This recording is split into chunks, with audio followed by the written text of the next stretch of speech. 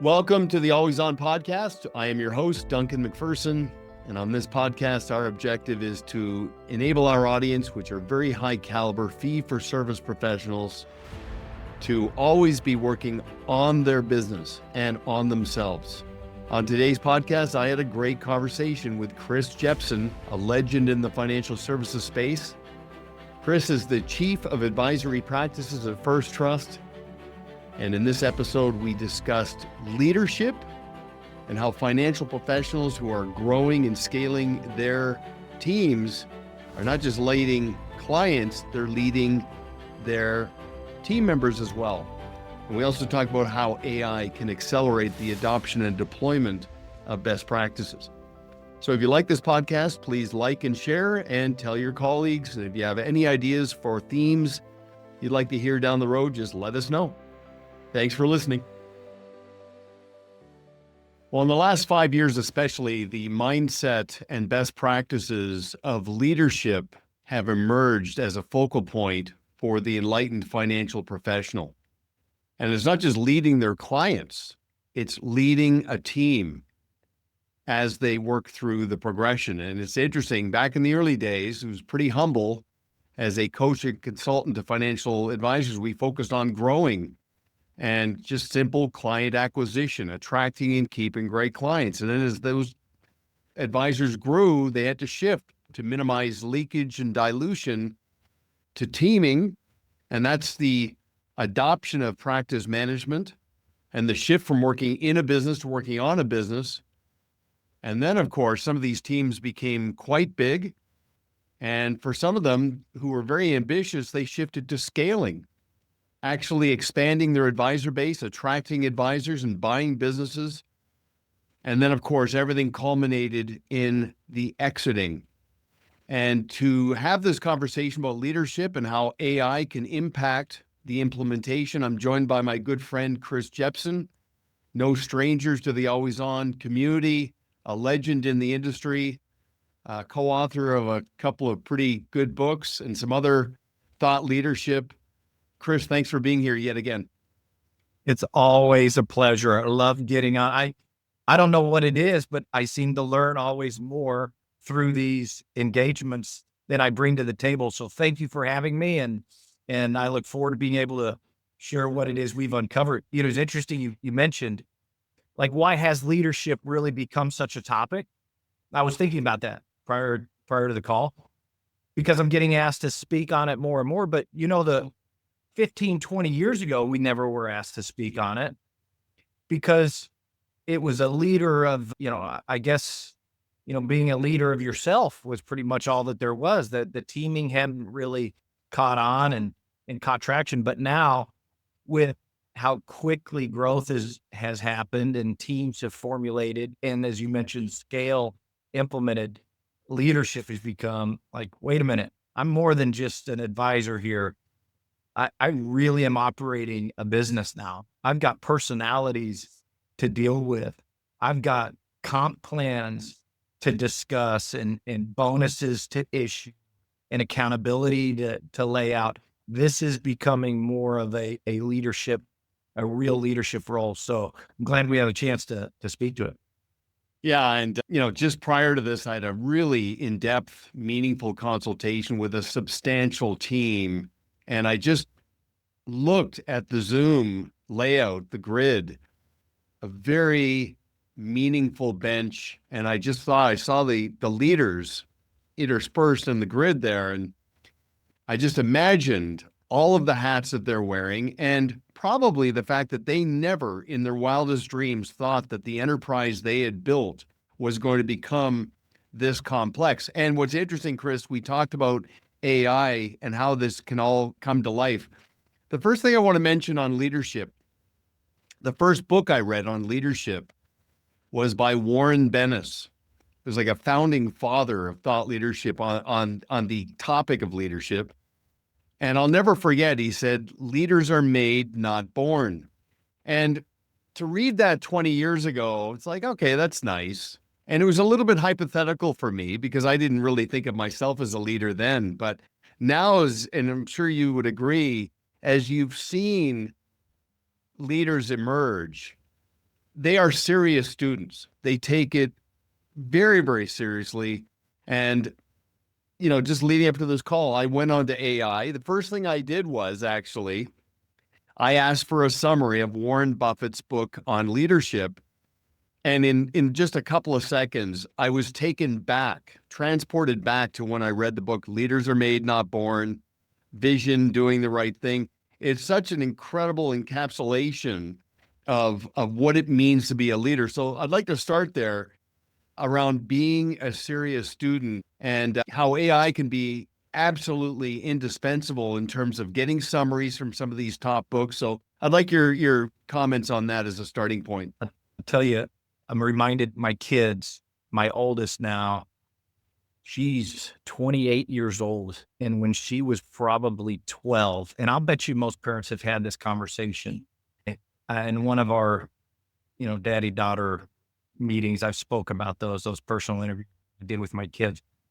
I asked my daughter, I said, honey, because I was seeing who she was hanging around with. I was looking at her friends.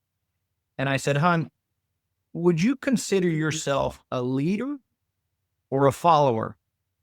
And there were no negative connotations to being a follower. There's a lot of really good people that are followers, right? There's just what you're following is kind of the important part. But would you consider yourself a leader or a follower? And she thought a lot about it. And she's thinking, she goes, Dad, I think I'm a leader with no followers. Oh, forget it. She said that. And I said, we had conversation from that. And that's what it's pretty profound. If you think about it, that if you're an advisor right now and you're overseeing a large team, are you a leader with no followers? And how would you know the difference? And so beginning with the role and definition of what a leader is, it was Plato that said the beginning of wisdom is in the definition of term. So what is a leader in the eyes of those listeners right now? Is it merely someone that gets tasks accomplished, that is an overseer of all of the roles and responsibilities?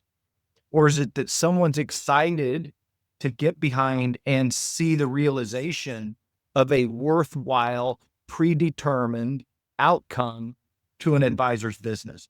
That is kind of how I viewed it on the leadership way. Oh, that's funny, first of all, with your daughter, and then very enlightening as a start. I said to an advisor, and I'm sure you can relate to this, because there are some advisors I've basically grown up with that I've known for going on 30 years, and I've seen them go through the progression of growing, teaming, scaling, and now thinking about their exit plan. And I just constantly remind them, and I'm also reminding myself, is just work on yourself, and all the information is available. I went on ChatGPT and I said, give me the top 10 books on leadership. And there they were. It's all there. It's all available. And then you can go into each one and say, give me a summary of the 5 salient points. And one of the first books that came up was Simon Sinek, The Importance of Why, or Begin with Why, I think it is. And I'm reminded of somebody who I know you respect, Jim Rohn. And he said, when the why is clear, the how pretty much takes care of itself. And it got me thinking that if you want someone as a follower to buy into your dream, you've got to buy into theirs. That's where it starts. It's not just compliance and, hoping for the best, but you've got to be interested in them. And that was such a powerful reminder about the two-way street of leadership.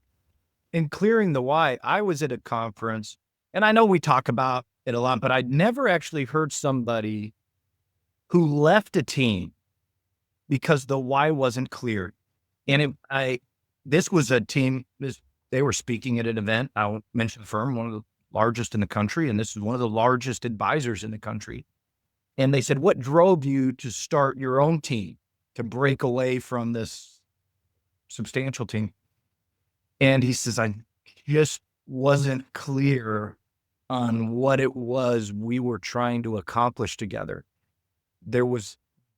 I lacked the meaning and purpose, and it became more monotonous, the activities, without understanding what the end goal was of what we were creating.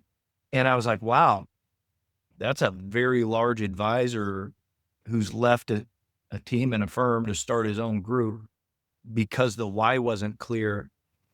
And so there's a motivation factor to that then that must be under an undercurrent to productivity on your team, is when someone is, what's that story? I think you shared one time about the bricklayer, the two bricklayers. You remember that, where they were walked up to the one and they're like, "What are you doing?" He's like, I'm laying brick." And he was kind of had his head down, shrunk, and he looked exhausted. And the other one's smiling and stacking the bricks with enthusiasm. They're doing the exact same job. He asked the other guy, "What are you doing?" He goes, "I'm building a cathedral." And so once the why was clear, the everything underneath it performs better. So, Well, it's interesting in leadership. We talk a lot about balance in the Blue Square method, and part of it is not just focusing on making a profit, but also leaving a profit, making everybody involved in what you're building feel like they belong to something meaningful. And a great analogy about transactionally laying bricks and directionally building something that will stand the test of time. That's very, very powerful. Another book that was on the list of the top 10, of course, Good to Great. Some universal nuggets in there. But of course, they're talking in that book, Jim Collins is talking about some pretty big leaders, sometimes hard to relate to. When you look through the lens of the entrepreneur, then you get down into books like Traction and Atomic Habits. They're a little bit more relatable and doable. When I looked at the summary of Atomic Habits, I went right to the Aristotle quote around quality is a habit, not an act. We are what we repeatedly do. Incrementalism is such a powerful force, which is why one of the best practices I say to advisors, at a minimum, schedule a recurring meeting with yourself every day, 1 hour a week as a starting point. Same time, same place, to tune out the world and work on yourself. And I mean, you could spend a lifetime just consuming direction on leadership, and taking those little bite-sized pieces and then applying them in your community can just activate culture. It's just a powerful habit to adopt. we could, more than likely, we're preaching to the choir, and those that are listening in on this have already adopted an attribute of learning, right? They're one that wants to improve. And just to reinforce that, because was thinking, we're talking ancient philosophers here, but Archelaus, who said, I loved where he says, we don't rise to the level of our expectations, rather we fall to the level of our training. You can expect to have a well-run, a well-oiled, wrist-watch type practice, but expectations versus training is the difference. If you trained and taught and educated the rest of your team on a clear why, with the underlying role and the importance of those roles are understood, it's all communicated, that training is what will get you to that next level, not the expectations. I want to share one little episode where it really occurred to me the power of leadership. And this is so subtle. I was with a friend who is running a very substantial, incredibly prestigious, and very impressive hotel property. I mean, a castle, incredible. And he was showing me around.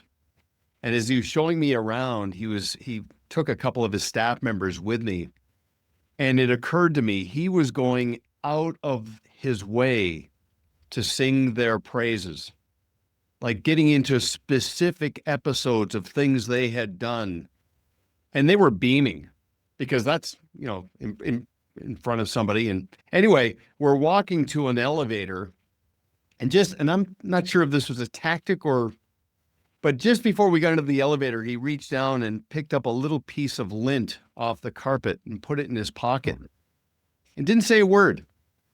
I got more on leadership in that little 90-second window in terms of actions, being gracious with team members, and attention to detail. Very, very impressive. I don't know if you have any examples on leadership in your life. I'm sure you do. Oh, countless. I, what I, no, at First Trust Portfolios, it's a phenomenal company, one I've been with for 28 years. Not the least reason is because I understand the why that's been communicated from the top. Our leader, Jim Bowen, a friend, but an effective leader. And his leadership inspires those to perform their best, right? And what does a leader do? They get the most out of those that are following them. To get the most out of somebody is by example. I can remember one time, and this, I don't know if you ever hear this, but I can remember one time feeling a little down, a little overworked, maybe sitting on that one connection, waiting for the other delay before the flight's canceled in an overnight in some snowy city, as we all have had that have been the road work. So I was a little tired, and I had talked to Jim. I said, man, I'm just exhausted. I got to go whatever city was next. And he said to me, I won't forget, he goes, hey, Chris, he goes, I'd never ask you to do something that I wouldn't be willing to do myself. And I found out he had actually been to more cities that week than I had been to. And that was enough for me.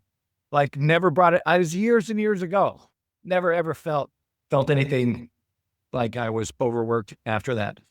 Here's the thing that you mentioned that's important. And this is our, I would say, my first suggestion to those listening on leadership and getting the most of those that are on your team.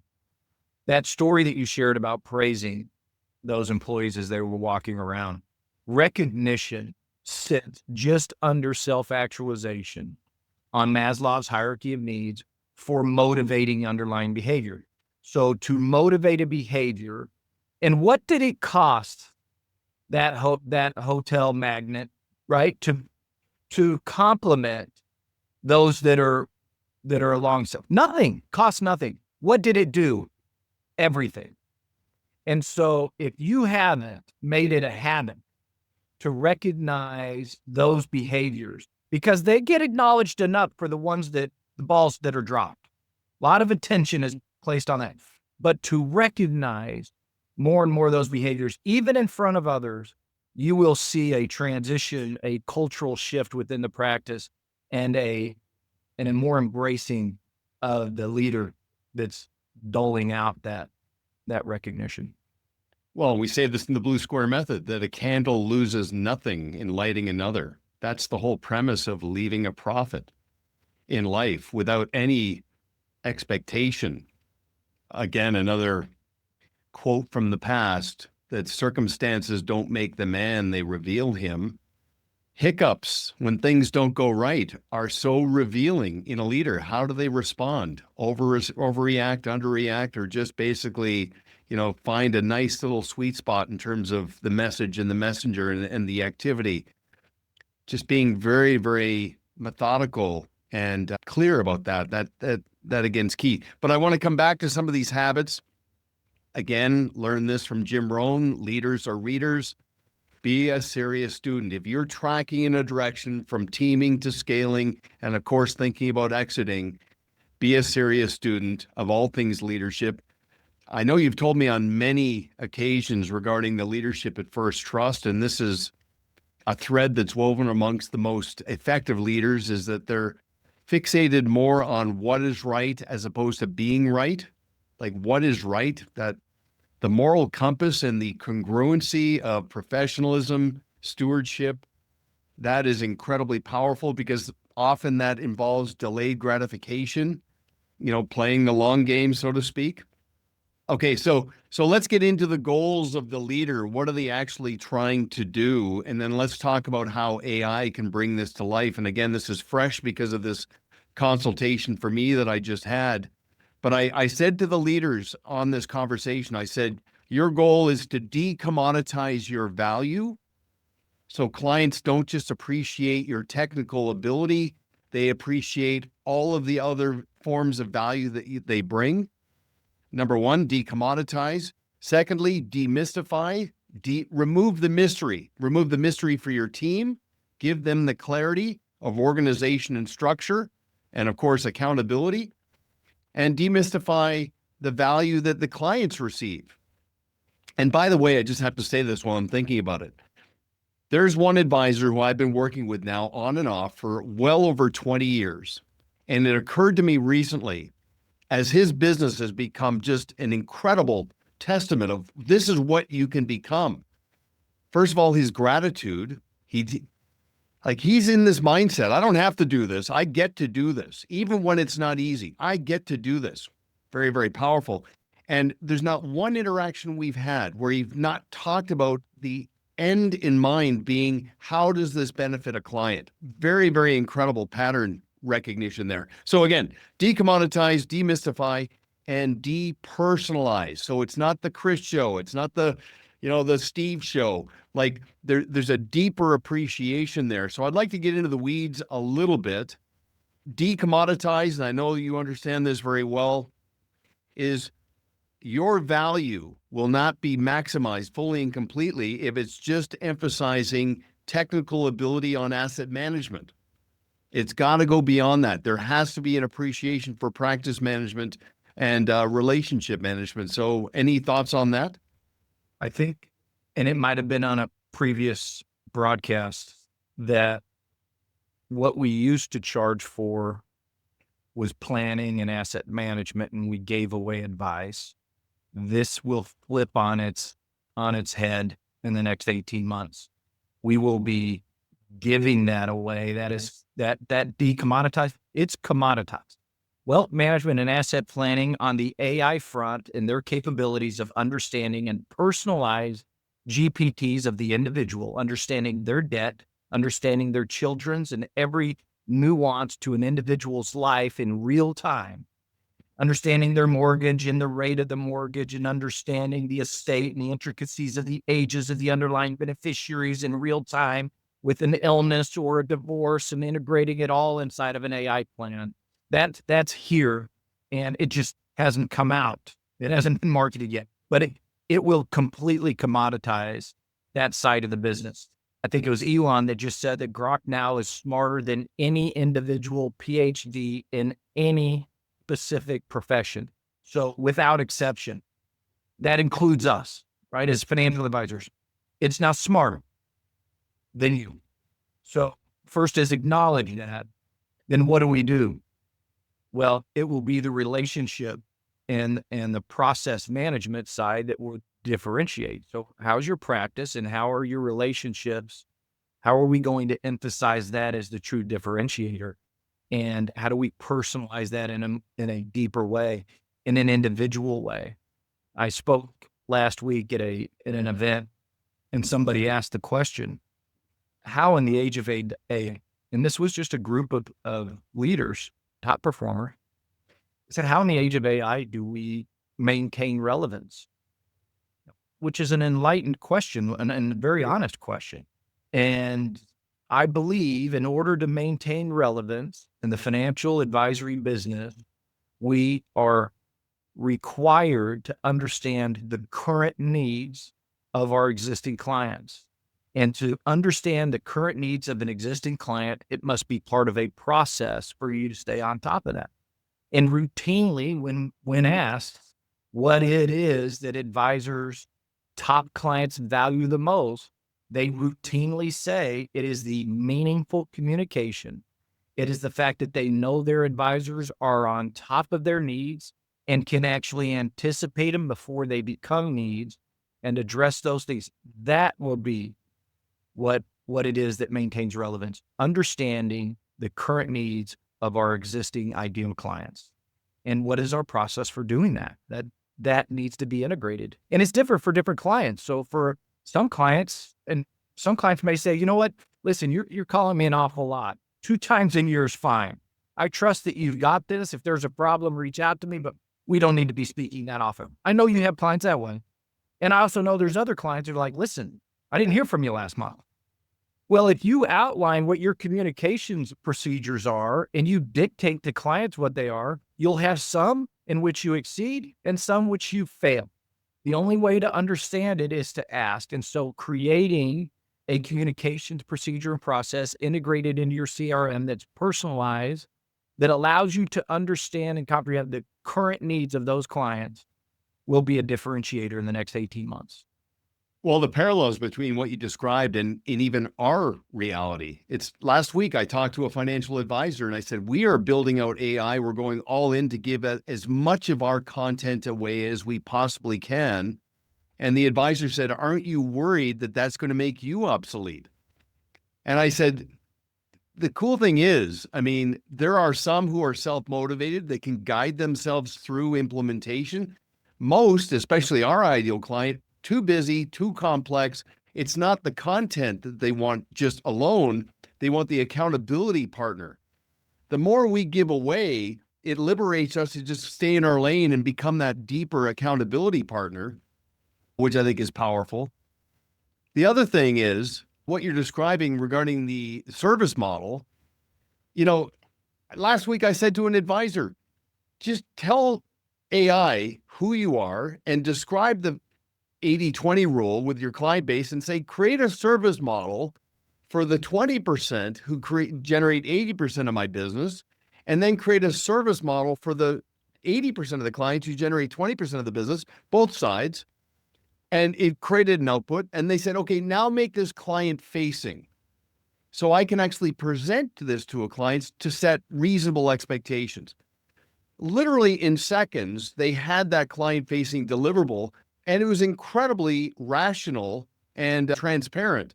So it's exciting times, especially around the what fee you're worthiness. describing there, Duncan. I was at another event in the last 2 weeks. We're a very large firm and bank has launching this last week the AI agent that will do that now for the advisor. So if you're not sure what the prompt like that might look like, that Duncan's referring to, we've got a list of those. And the AI white paper that we produced has significant suggestions on how to create and write more effective prompts. What you're hitting on right now is a big part of, I think, what some people are just afraid of. You're like, well, are you afraid of giving it away? Well, we could play the protectionist game. Blockbuster tried it. Right? I mean, they could have bought Netflix and embraced it. No, we're good. So you can play the protectionist game. We just make suggestions. Advisors will make the ultimate decisions. And if you retire in the next 18 months, I think you might be all right. Maybe. But beyond that, adopting a strategy, leveraging the capabilities of AI and emphasizing the less commoditized side of the business will be an absolute must to maintain relevance. Feeling like you've hit a plateau? Or maybe you're growing, but it's costing you time, energy, and clarity. At Pareto Systems, we've created the ultimate guide to financial advisor coaching. A no-fluff, insight-packed resource to help you assess if coaching is right for you. Whether you're just starting out, scaling up, or preparing to transition your business, this guide breaks down what to expect, what to avoid, and how to make the most of the process. Download it now. The link is in the description of this podcast.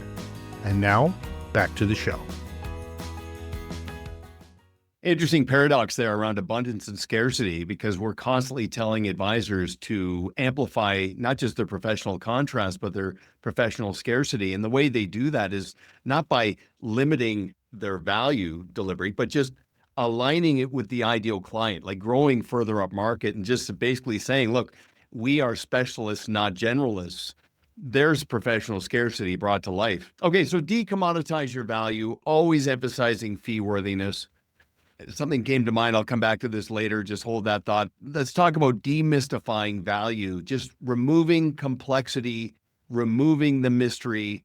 As a leader, that's what you're trying to do, both with your clients and with your team members. Clarity, specificity, like getting to the point.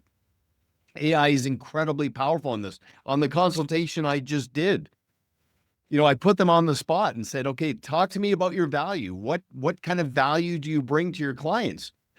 These are very skilled people who still defaulted to some of the generalities around technical ability. And I said, what is it about what you just described can I only get from you? It's proprietary to you.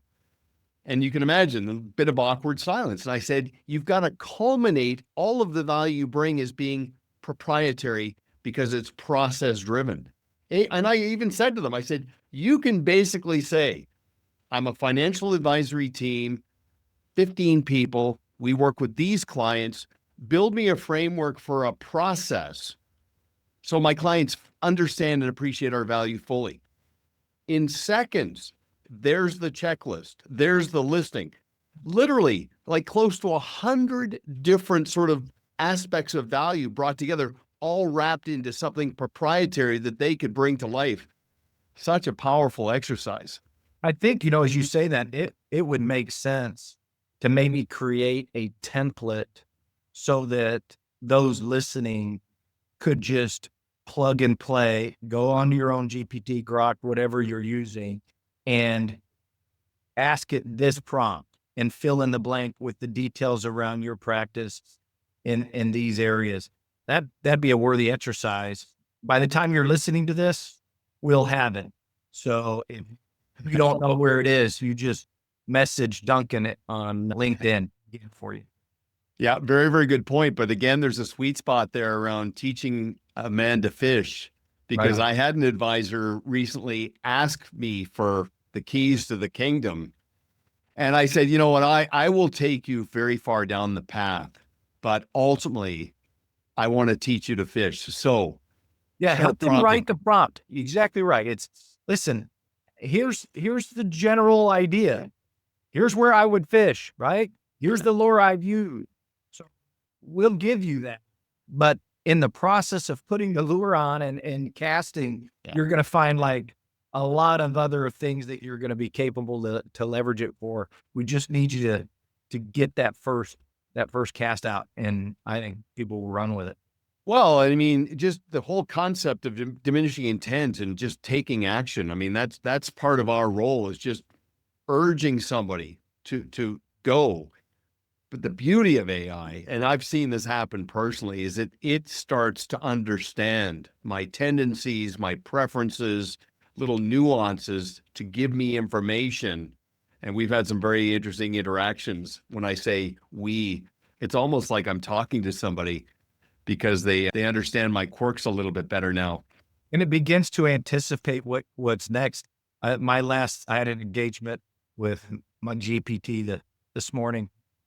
And at the end, it asked the questions like, would you like me to put this in one page so you can just print it and have it summarized? And I'm like, yeah, that'd be nice. Well, it's funny. I had the same thing, because I would ask it and I'd ask it a prompt. I'd get this data dump and I'd just respond. And it's relevant indeed. But brevity. So I'd say shorter answer. Now it comes back to me and says, would you like a shorter answer? It's very, very funny. Anyway, I think it's very, very exciting technology, but I cannot overstate that these complex clients with evolving needs and many unmet needs that you can help them address, this is going to liberate you to go deeper into the areas that are making you fee worthy based on the dynamic that Chris talked about. Technical ability coupled with the proprietary bedside manner and client experience, that's incredibly valuable. Okay, now I want to tie something together, because I always ask advisors, what can somebody only get from you? And ultimately what they can only get from you is your people, your practice, and your process. Okay, so here's the paradox, is in a leadership role, and especially using technology, you want to make yourself obsolete. You want to make sure that you don't need to be present for your enterprise to be productive. I talked to an advisor recently. We were talking about this dynamic between you're capable of doing everything and anything in your firm, but I want you to be in a position to have to do nothing, where you can just basically be an ambassador, goodwill for the firm, thought leader, strategic planner, pump hands, kiss babies, like just meet and greet, just have fun, live your life, all of these different things, because it's in place. So let's talk a little bit about leadership from the perspective of your people, your practice, and your process. You know, it's interesting. There's this dynamic, and I can't remember if this was Warren Bennis or who else said this, but as a leader with two addressable audiences, you've got your team and you've got your client base. Think of yourself sometimes as the conductor of an orchestra. Sometimes you have to turn your back on one audience and focus on the other, which is a very interesting perspective. If you know what I'm saying there, like the focal point. Sometimes you got to focus on the team, and sometimes the customer isn't always right. I mean, I've seen leaders where there's been a disconnect between a really substantial client and a team member, and the leader basically said, you know what? Based on what just happened, that client's not a good fit. Okay, very practically rewarding, but philosophically, no, the way you treated my team member, I'm going to ask you to move somewhere else. The statement that gets made to the team, because some people would go the other way, either Right. dismiss it or that person would be let go in the favor of the client. That's a very interesting perspective on leadership in my view. I think that you can find when you do that, and that you're sending a lot of messages to your team when you do face the client, and your team sees you and what it is that you emphasize and what you value. The unspoken instruction to the rest of the team is huge, huge. Well, and I think it comes back to what you were saying about Maslow's hierarchy and the whole concept of recognition and belonging. Like, I'm in good hands here. I belong to something. And, I'm not saying that, you go out of your way to set an example like that and find them, but when they emerge, they're very, very revealing. So let's go a little deeper here. I'm looking at my notes. So regarding your people, we talk in the white paper about just going from vapor to paper and getting absolute clarity around roles and responsibilities for consistency, accountability, using an org chart as a starting point and having that as, that's the letter A in practice management, order and structure there, and then just going all the way to making sure people have direction, team dynamics. Yeah, I'm talking to more and more advisory teams as they're getting bigger that are taking the whole concept of personality styles, whether it's DISC or Colby, very, very seriously to understand what motivates somebody, how are they wired, their ambitions. This is easy to do. It's easier not to do, but it's just that in and of itself is a statement to the team, like, I'm taking this seriously. That just happened to me last week. Trying to think if it was the same occurrence of two separate people or two separate occurrences on structuring the roles and responsibilities around the output of the DISC profiles. And they're having tremendous success with it. And the segmentation too, you can do that. We talk about that. And it's one of the things we talk about: the people, the practice, and the process. When it comes to the practice of communication and segmenting clients to see how often and the frequency, the methods, the modes of types of communication, when you look at the different roles of who's communicating, how often they anticipate being communicated with, and a segmentation of the client base, whether it's gold, silver, platinum, however a team does it, what actually does entail a platinum relationship. And still to this day, I'm shocked at how many people will look at revenue and assets and not consider connections to another niche, time to service, likability, potential, maybe the number of referrals introduced over the previous 12 months, all of which need to weigh in on the segmentation side of the client experience. Such a great point, because that really amplifies creating a bona fide culture of stewardship, like saying to a team member, saying to a client that the attitudinal compatibility and the potential advocacy to us is just as important as the aspects around their assets and the practical parts of the relationship.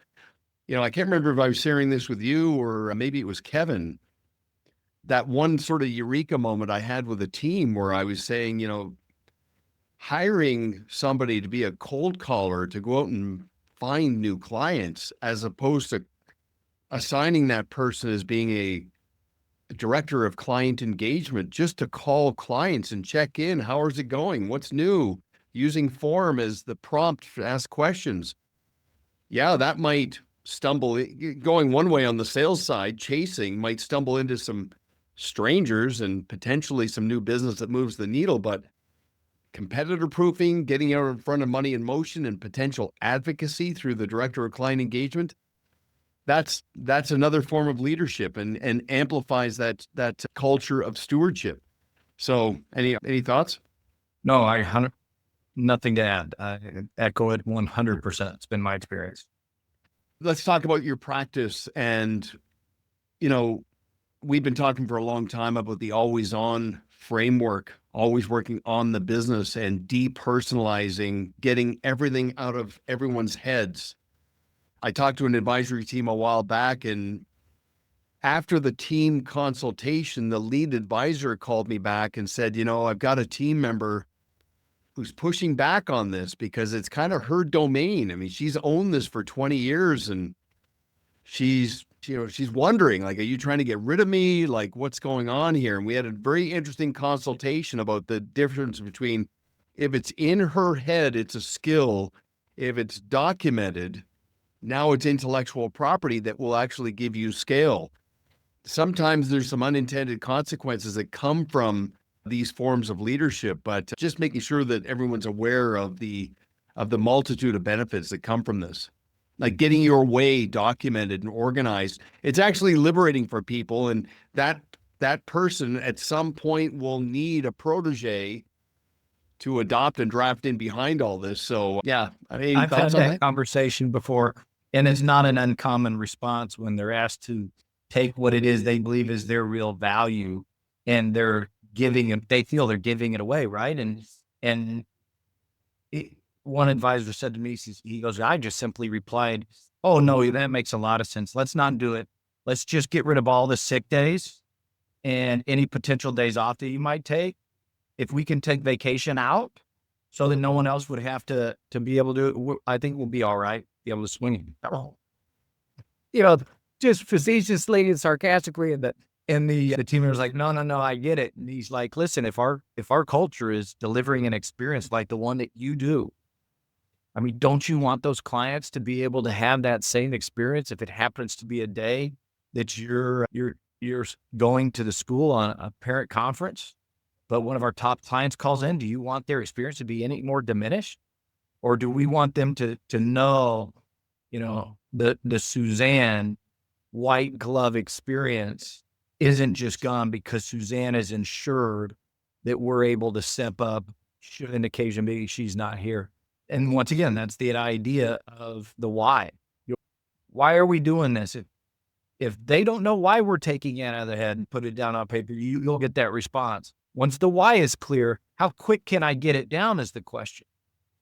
How quick can I be sure not to leave something out becomes the question.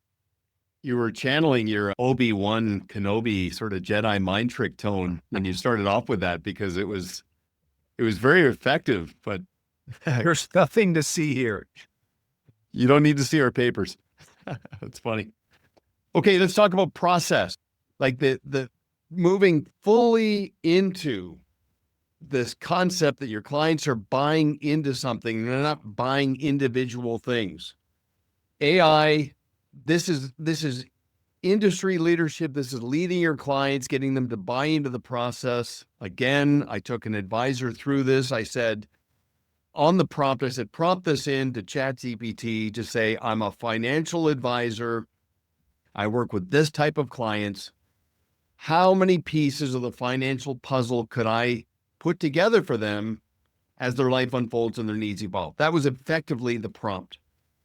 And sure enough, the list was close to 100 individual things when you consider all the elements of asset management, risk management, tax efficiency, continuity and succession in estate, cash and debt, benevolence and charitable giving, and value-added services.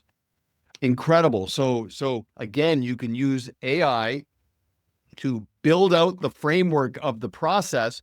You can even ask AI, you can say, this is the name of the practice, our business. Help me create an identity for the process, a brand within the brand. Help me come up with a name for the process. And AI will give you some examples. In fact, I had one team that went so far as asking, give me some ideas for a logo to give it some personality to brand the process. And it was by no means perfect, but just, again, the ability to start in the red zone, not starting with blank sheets of paper, using this technology is incredible. Okay, And so if again, you get all the way to there, Duncan. Everything that you said gets you all the way to there. And now one of the AI tools I saw, Hubly was the name of it. It's an AI workflow integration tool. So it takes all of those processes, works it into an AI agent to facilitate the workflow and implementation of everything that the AI just generated. We're not talking about doing something that's going to create more work. We're talking about refining and understanding and gaining clarity around the work to be performed, and then overlaying an AI tool that can enable the workflow so that nothing falls between the cracks. And this is already out there. If you're not leveraging it, then consider it, I would suggest. well, back to your analogy about the bricks and the mortar and the cathedral, like you already have the bricks as a financial professional. This is the art, this is the mortar, this is the assembly of the cathedral that a client will really understand and appreciate. And I had a team where it was this convergence because they really bought into this concept for their 20% of this life in a book. Not just everything floating around, behind passwords in the cloud and digitally. That's all fine and good. Having this tangible life in a book for a client. And then having that tied in with the client experience and the service model and those workflows, and using that to kickstart the reframing, the rejuvenation of the relationship energy, and using the trophy, right? The life in the book is sort of the unveiling. Incredibly powerful. And that workflow can all be laid out. Like to basically give it a prompt saying, help me communicate my value to a client over the span of a year on phone calls and in strategy and tactical meetings and through other forms of correspondence. So there's an incremental appreciation. I'm not dumping the whole load and having it go to their heads to die. All of that can be extracted using this technology. So again, leadership, getting your clients to appreciate the people, the practice, and the process, all the proprietary aspects of the value you bring. Chris, now let's talk about the rubber hitting the road. I'm not sure if you're into this, but I am really getting into this, talking to teams about it's absolutely optional about their scheduled recurring team meetings to bring everybody together to counter the drift, make sure we're on track as we're building this out. So the Friday afternoon at 2 p.m. meeting, 1 hour, agenda driven, investing last week into next week and creating that direction. Monthly 2 hours, quarterly half day, yearly full day offsites. Like, where are we? What are some of the hiccups and stumbles? What are some of the wins? Like, just getting into that progression. That's where the rubber can hit the road here. Most have heard the importance of that, and they begin with really good intentions, and then 3-4 months of those weekly meetings, they begin to feel redundancies. And maybe that, hey, let's bump this to biweekly instead of going back to the reason and the beginning of the purpose. So here's how I would encourage you not to fall into the habit of meetings for meeting's sake. PBC. If you can cover PBC, you ought to have the meeting. If you can't, then wait until you can. And the PBC is, what is the purpose of our getting together? To counter dread, to maintain clarity, understand whatever the purpose of that particular meeting is, to address or recognize a particular case event from the previous week. You have a clear purpose. The benefit, which is the B, has to be spelled out for all attendees of the meeting. We've got an outlined purpose. and clear benefit why everyone in attendance, this is to the person, will benefit, and make it clear on the outset of what that benefit is. And ultimately, the end is the contribution component. If you're not soliciting from every team member a contribution to the purpose of the meeting, then they won't have a buy-in after the fourth or fifth one. This isn't about them anymore. This is about you. We're no longer a leader, we're a dictator once it gets to that point. Leaders understand the current needs of their team and support staff, just like they do their clients. And they build the purpose around that, make the benefit clear, and the contribution is solicited. So PBC will keep you from having more of those meetings you wish you never had happen. Yeah, that makes sense. And it seems like that would be hand in glove in a bigger picture perspective with Tuckman's model. Because launching, I've had advisors in the past that they hear you speak, they go to a conference, they get excited, they come back, all sorts of enthusiasm. And they say, I can kind of read the room. My team members are going, let's just wait this out because this will pass. Yeah. Let's just humor him or her. Things will go back to normal in no time. Tuckman's model is incredible in terms of the forming, storming, norming, and performing progression of project management, team engagement, accountability, and just basically making a statement that, no, this is real. This is a lifeblood. It's not just an idea. And by the way, one of the most powerful aspects of Tuckman's model is the fifth lesser known component, which is adjourning. What is it that we're going to let go of, disassociate from? Sometimes that's a team member who's not bought in. Sometimes that's a client. Sometimes that's a concept. A few months ago, just basically saying to a team member, a leader who basically loved doing presentations, but it was diminishing returns. I said, I think there's other forms of content you can create to be a thought leader. It doesn't have to necessarily be seminars because you're at a point where it's spiraling in terms of its benefits. So anyway, there's frameworks to make sure that there's traction, sustainability, and meaningful and measurable results. So this has been exceptional. Any closing comments? No, just other than my appreciation, gratitude for the platform that you've created in order to distribute what small little pearls of wisdom that we find from those that are listening. And thank you for all those that dial in. And you're the real heroes in the story. All we do is take what it is you're doing it and share it with others. So thank you for your continued work and your emphasis and focus on what's best for the client. We appreciate you and appreciate our firm, First Trust, and the leaders that I've referenced, and Pareto System for their leadership in the field of best practices. And so thank you for having me on. And Duncan, always a pleasure. Till next time. Yeah, excellent. And I'll leave you with this because you started off saying you get more out of these conversations than I do. You basically said it before I could because I was going to say the same thing. But you think about crowdsourcing information and how we get so much value from listeners and other people we interact with. I did a consultation a few days ago. I was talking about, Kaizen and Ikigai and Kintsugi and some of these things from the Japanese culture. And he paused and he said, "You're not going to believe this." And I want to make sure I get this right, because he said something I live by is from the Japanese culture. It's omotenashi. I'd never heard that word before. And to hear him describe it, he said, this is the intention of bringing value added to somebody that they really find to be of value without any expectation for recognition or reward.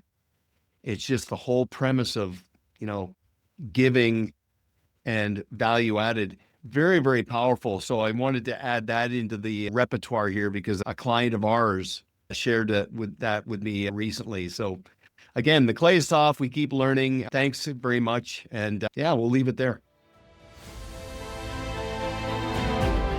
Thank you for listening to Always On with Duncan MacPherson, where our objective is to enable professionals to always be working on their business and on themselves. Want to learn more about Duncan and his team? Visit ParetoSystems.com. Don't forget to click the follow button below to be notified when new episodes become available. The information covered and posted represents the views and opinions of the hosts and/or guests and does not necessarily represent the views or opinions of Pareto Systems. The content has been made available for informational and educational purposes only.